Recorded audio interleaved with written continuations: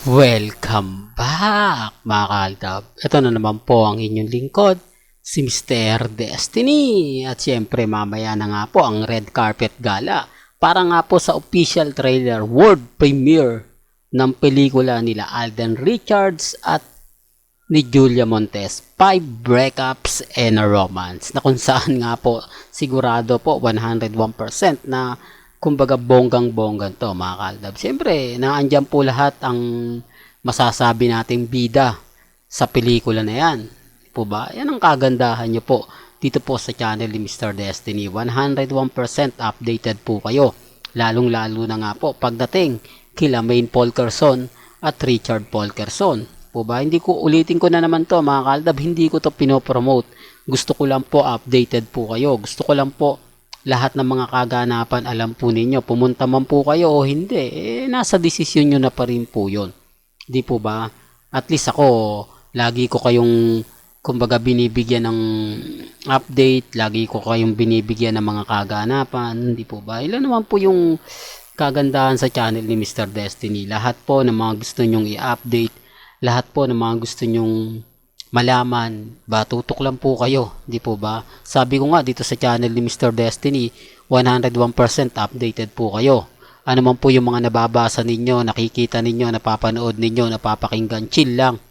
Di po ba? Wag po kayong mas padadala sa mga ganito, sa mga ganyan. Basta sa akin, kung ano lang po yung latest, kung ano lang po yung trending, doon lang po tayo. Di po ba?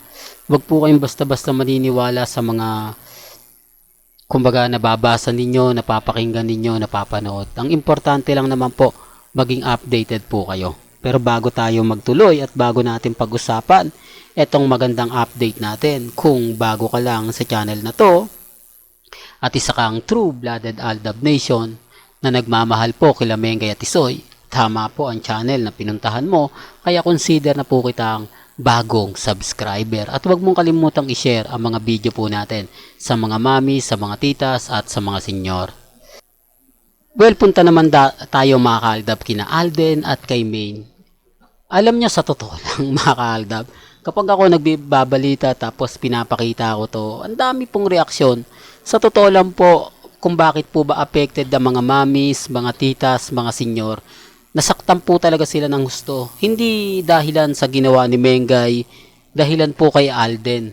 Hindi po ba? Yung mga main fanatics, sa totoo lang po, may tampo talaga yan kay Alden Richards. Kasi parang ang sinasabi po nila sa mga komento po nila kapag nakikita ko, nababasa ko, si Alden Richards po daw bakit niya pinabayaan si Mengay, bakit daw niya hindi pinaglaban, kaya galit kami kay Alden Richards. Kaya sinusuportahan namin si Mengay. Hindi niya ba naisip na kung hindi kay Mengay, bagsak na siya.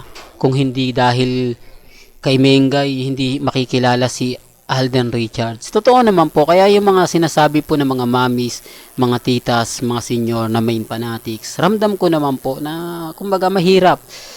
Lalo na po yung talagang may mga tampo, yung talagang hindi nila nagustuhan yung nangyari. Hindi po kasi nila alam. Kasi karamihan po ng mga mamis, mga titas, na brainwash po yan eh. Ng nila Marjoso, nila Mama Ebs, nila Jude Palaboy. Di po ba? Yung tipong, mahal ko pa rin si Alden pero dumarating po yung point mga kaaldab na lalo na po ng mga panahon kay Nati Gonzaga, hindi pinagtatanggol ni Alden ng mga mamis. Mali po sila. Hindi po kasi sa kanila nakakarating yung mga binibigay na update ni Alden para sa mga senior. Kumbaga na brainwash na po sila.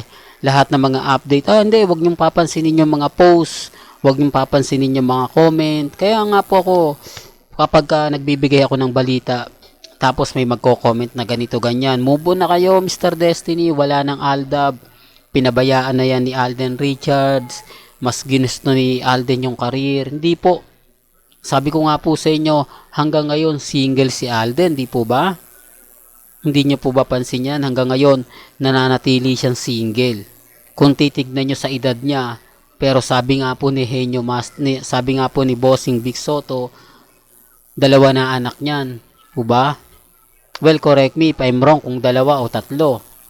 Hindi po ba? Pero Sabi ko nga, may mga bagay-bagay po na mahirap nga po talagang ipaliwanag. May mga bagay-bagay po na kumbaga sa mga artista, normal lang po yung mga lihim, di po ba? Na kung kailan malaki na yung anak, saka po magsasalita kung kailan ganito ganyan. Pansin niyo po ba si Christopher Martin, di po ba? Halos 7 years old na ata yung babae o 6 years old yung anak niya. Pero pagdating sa social media, binata siya, wala siyang asawa, wala siyang anak. Oh, doon pa lang mapapansin nyo na talagang pagdating po kasi sa showbiz, talagang tinatago nila yan at pinoprotektahan. At ito pa po mga kaalda ba, doon sa mga nagsasabi ng ganito, nagsasabi ng ganyan, na keso wala na nga po raw ang Aldab, ang dami pong mga main fanatics ang galit na galit. Ramdam ko mga kaaldab yung pang-iinis, pang-aasar na nararamdaman din ng ibang Aldab Nation. Pero okay lang yan. Kasi hindi naman po tayo binibigyan ng pasakit ni Mengay. Kung titignan nyo po yung update niya sa Instagram, sa Twitter, sa Facebook, wala naman po eh. Di po ba? At yung trending naman po, kundi si Alden Richards. Di po ba? 5 breakup and a romance. Kaya nga po sabi ko sa inyo, sa mga nagsasabi na, nako, si Mr. Destiny, fake news yan. Huwag nyong, kumbaga, paniniwalaan yan. Lahat ng mga sinasabi niyan, hindi totoo. Okay lang naman po. Hindi naman po ako namimilit eh. Di po ba?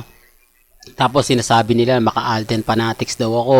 Kasi nga po, lagi kong pinopromote itong pelikula nila Julia Montes.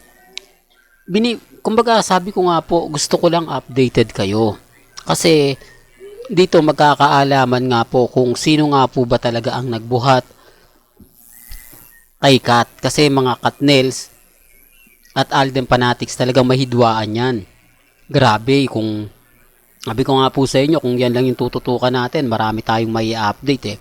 Pero hindi muna ako nagsasalita, hindi muna ako nagko-komento kasi sabi ko nga po sa inyo, may mga bagay-bagay na mahirap nga pong ipaliwanag, lalo na nga po kapag ang pinag-uusapan natin ay ang real life couple. Kaya kampante pa rin po ako.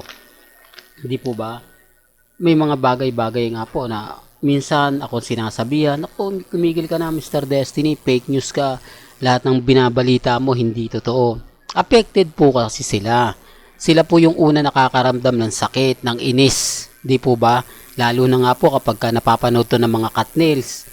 Galit na galit sa atin. Ako, puro ka na namang issue, nananahimik yung ano, di po ba? Pero kung updated sila, alam agad nila yung pinupunto ko. Alam agad nila yung mga sinasabi ko.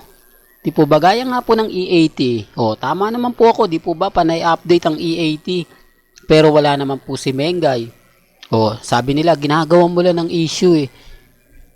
Sa totoo lang po, hindi po yun issue. Sa totoo lang po, wala naman po tayong mga issue na ibabato sa E80. Kaya lang, yung E80, ginagamit pa rin po si Mengay para mapagtakpan yung kakulangan, mapagtakpan yung mga, kumbaga, hiling na mga audience. Ang dami kayang nagpapabalik kay Mengay sa E80. Tignan nyo po yung Facebook nila at YouTube channel. Yung mga komento ron. Pero gaya ng sinabi ko, wala po ako sa posisyon para ipilit yan. Ang sa akin lang po update. Well, hanggang dito na lang po ang ating latest updates. Kaya kung gusto nyo pa po ng pinaka-latest at sariwang update, abay tutok lang po kayo dito sa channel ni Mr. Destiny para updated po kayo sa mga latest at sa mga bagong video po na ilalabas po natin maya-maya lang. Hanggang sa muli, salamat po sa panonood at pakikinig.